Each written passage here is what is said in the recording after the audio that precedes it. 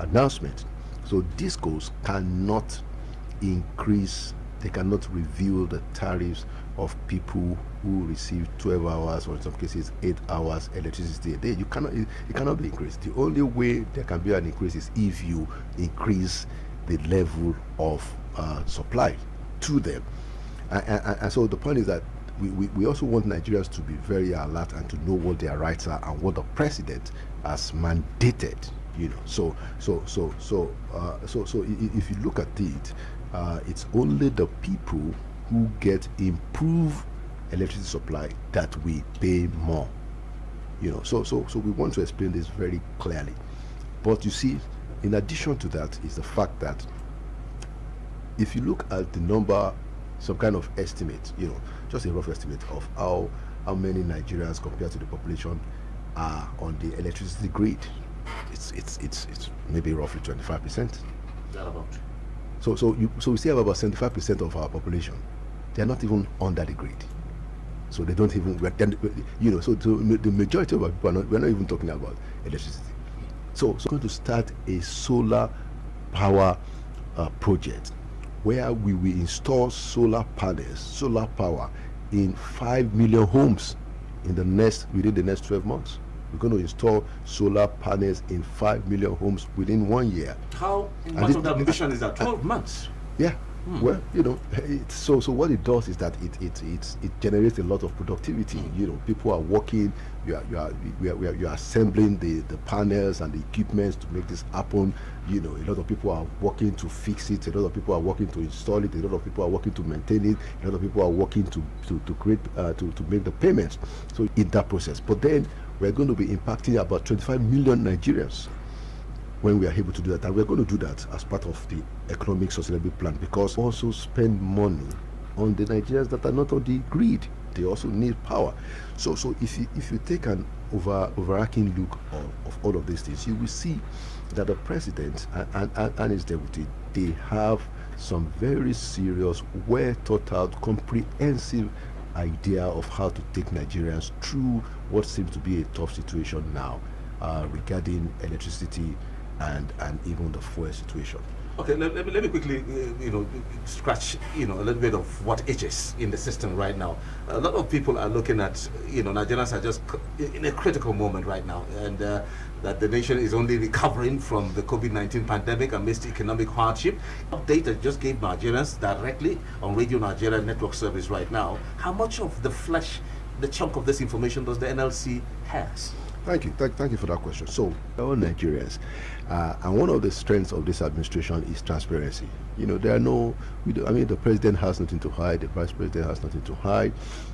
We are engaging with the labor leaders who are also very patriotic Nigerians. They also want the best, and we're going to, show what the facts are, and we'll listen to them. And this talks is going on. I believe that these matters will be sorted out, because you see, if you look at the economic sustainability plan that the president and the Federal Executive Council has approved, we have a strategy to reflate the economy, to put money out in the economy. At a time like this, what has to happen is that money has to be pumped in.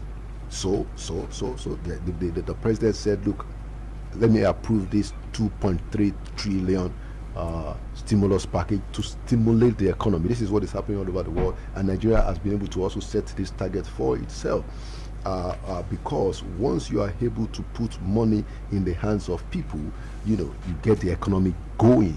You keep it on.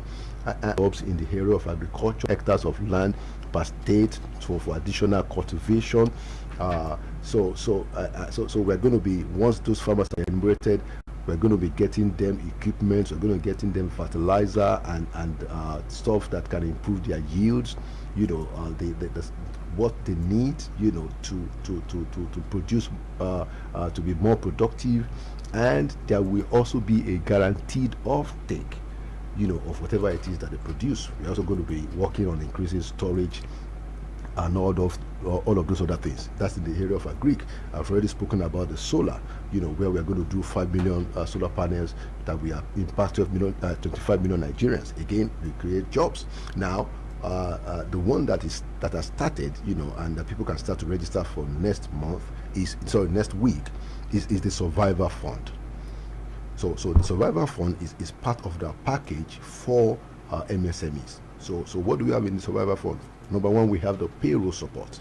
So under this payroll support, the federal government will pay industries and sectors that were worstly, if that's a word, that were badly, let me correct myself, badly affected by this COVID-19, like people that work in hotels, small businesses in hotel, like private schools, where the proprietors were not able to pay the salaries because people are not coming to school.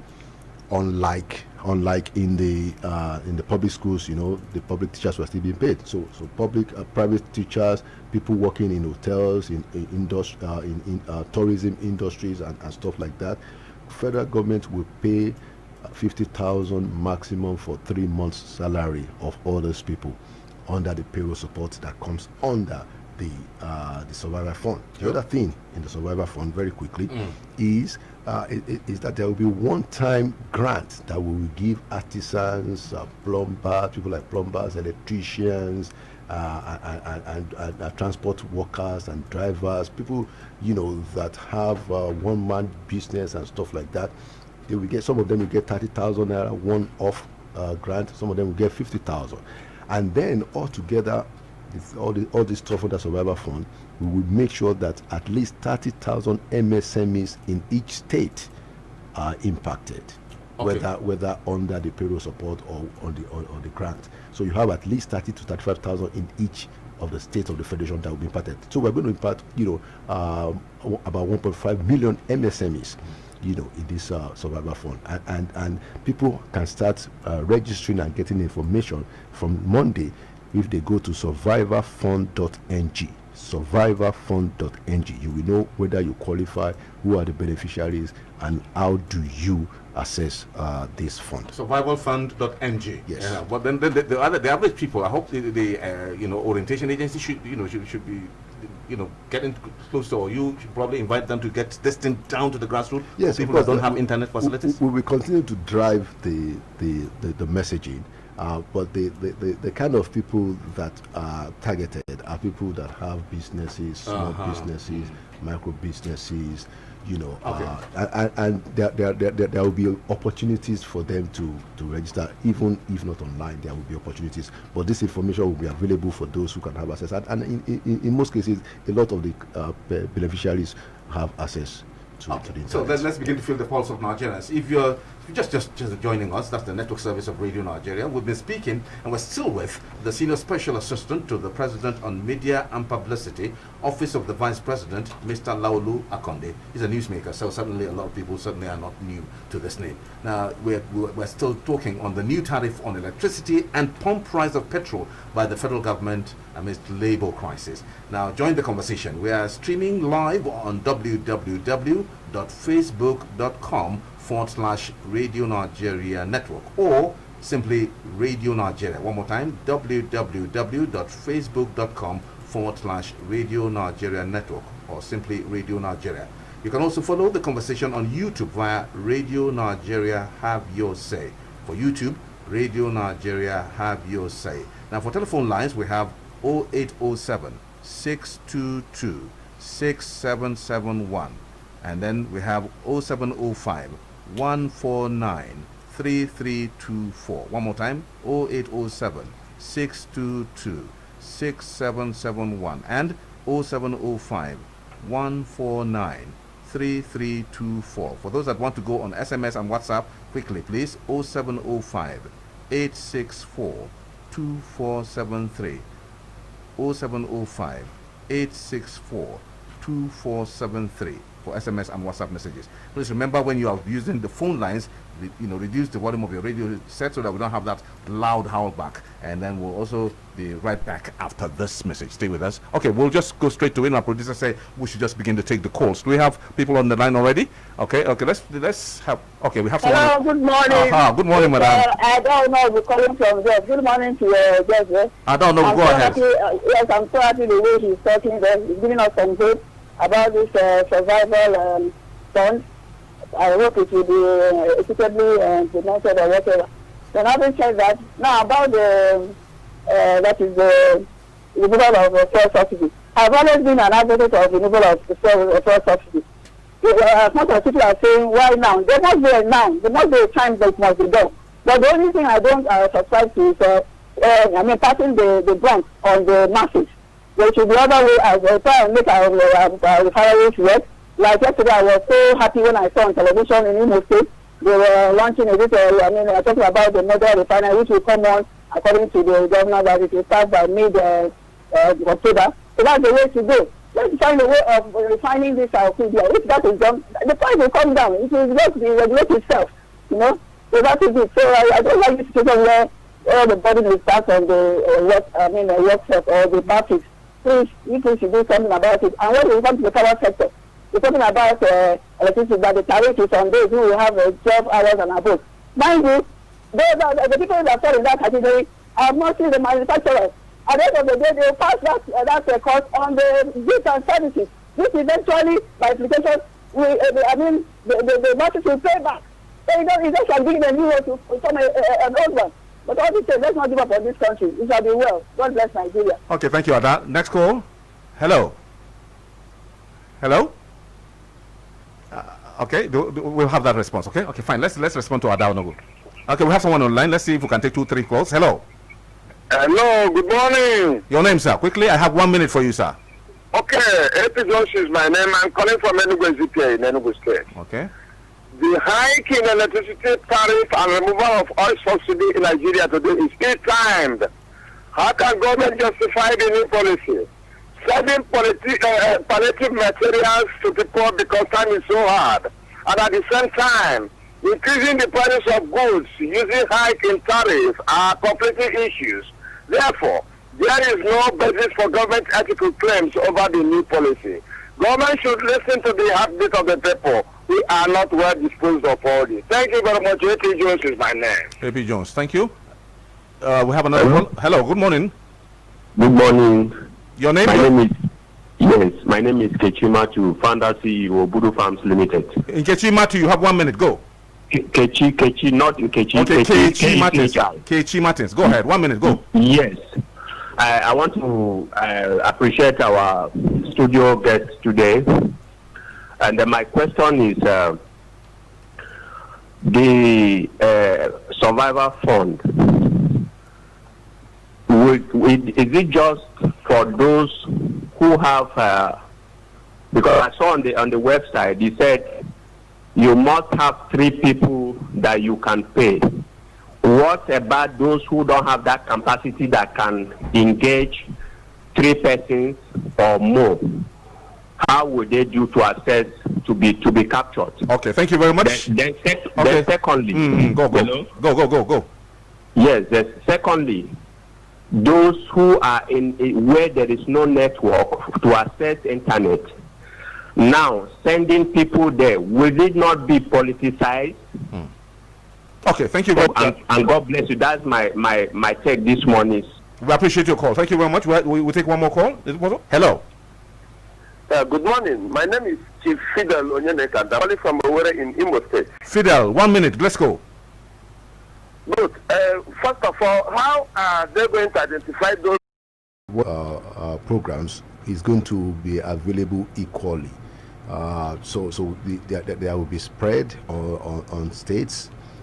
Just like I told you for the Survivor Fund and the payroll support, everything ultimately has to go to like 30,000 to 35,000 per state. So that means no state will have less than that. Now Lagos and Kano, because of the population, may have a little more. So the same logic will inform how the solar power panels will be distributed. I can assure you that this president is one that is committed to that fairness and to ensure that all Nigerians we have a fair distribution.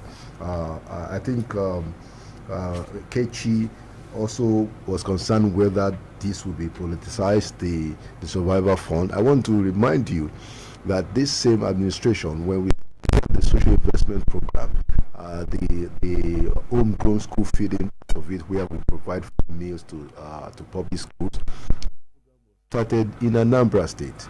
Anambra State was the first place where we went to implement the program. Now we are APC. Anambra State is not APC. Anambra State is HABGA.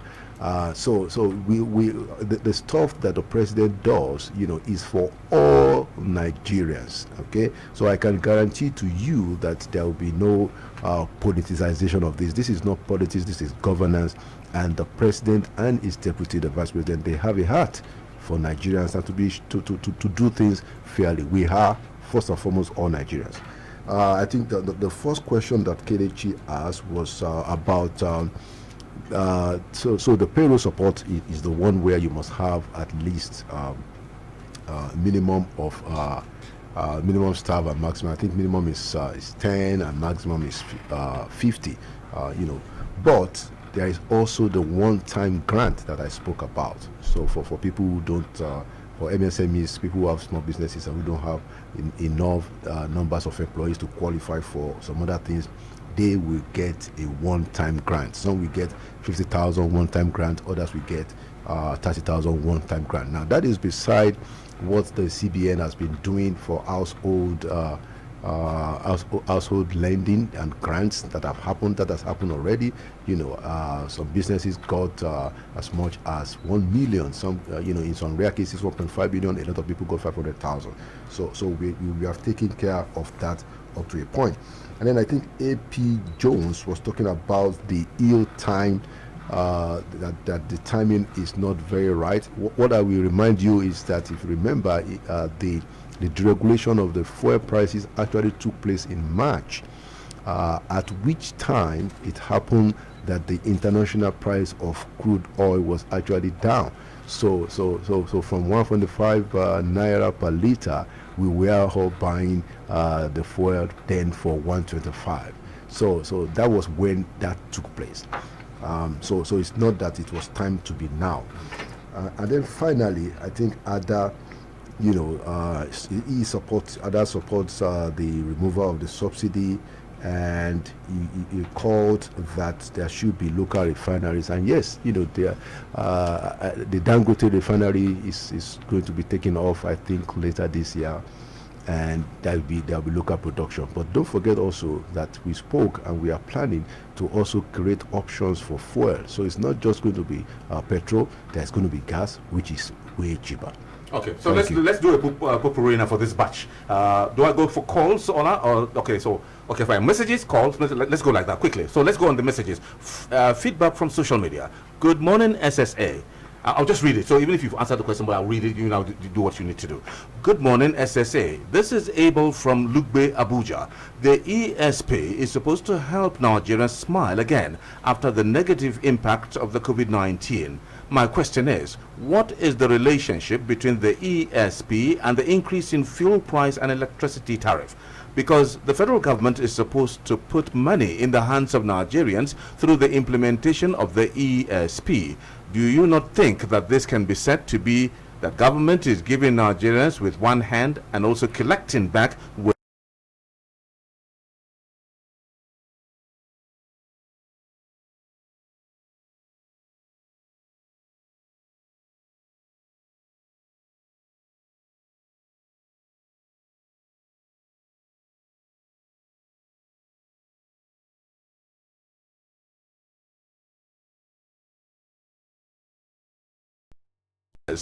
Do you not think that these two statements are contradictory?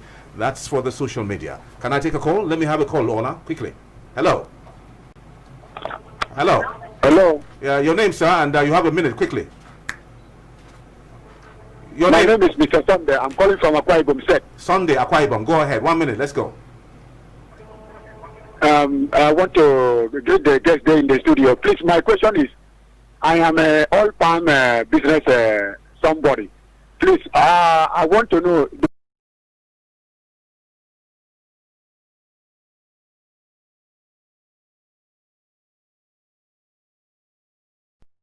Let me have that one. Hello. Hello, good morning, presenter. Good morning to you. You have 1 minute. What's your name, sir?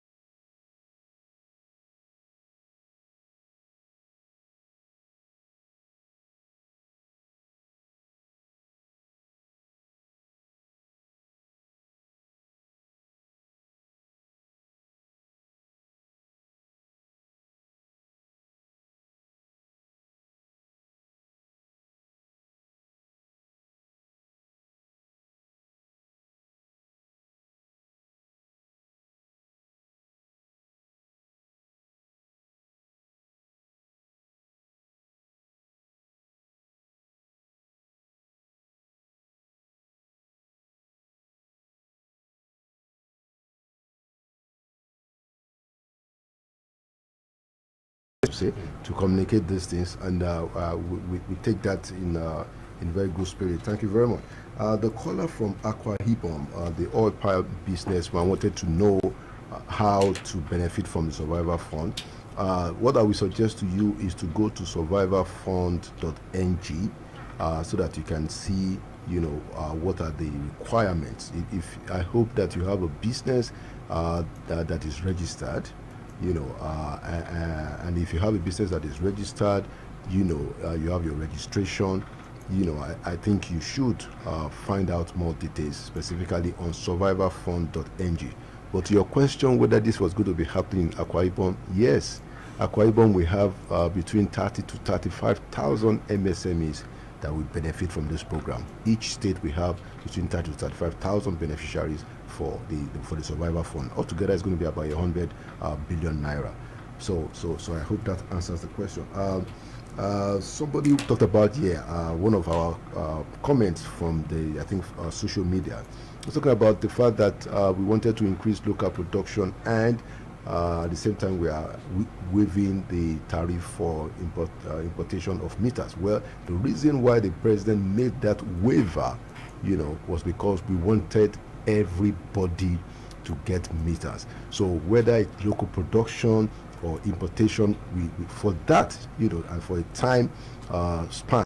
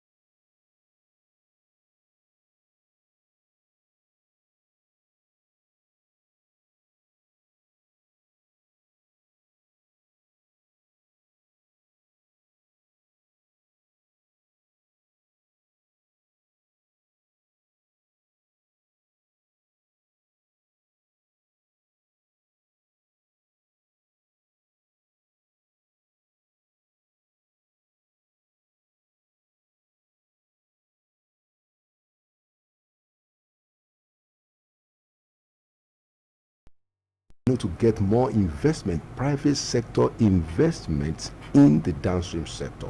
I gave the example of how when we did the same thing in telecoms, the prices came down. The price of SIM card when we started the telecoms, the regulation was like 50,000 naira. Today, because of increased investment and competition in the sector, SIM cards are free. So the approach that government is taking is a more sustainable approach, and so that government can spend more money in the area of social investment, which is also going up, and also in the areas of education and health, social services. And I think the final one is about the person who was asking about how the beneficiaries will be identified, and I think I already answered that question. For the Survivor Fund, if you go to survivorfund.ng, starting from Monday, people will be able to register. Right now, if you go there, you will get information of who are the beneficiaries and how to benefit. Thank you very much. Okay, Mr. Laolu Akande, I want you to just say a word or two finally as I let you go, because that is the part that we want you to respond to, and the other part we want to take more calls while you go. But this one's that's why you're here. You've just taken the calls. Just let's take a word or two from you of reassurance quickly. Yeah, thank you for the opportunity. I think what I want Nigerians to understand is that we have a president who has the interest of the average common man at heart. That was why it was his own government, his own administration that started the social investment program, where money was set aside to help poor people, where money was set aside to employ unemployed graduates. For the first time in the history of this country, we have a government that employed 500,000 graduates, whether they are university graduates, college of education and polytechnics. It's the first time it ever happened. 500,000 of them were engaged and employed. For the first time, you have a government that put money in the hands of petty traders, over 2 million of them.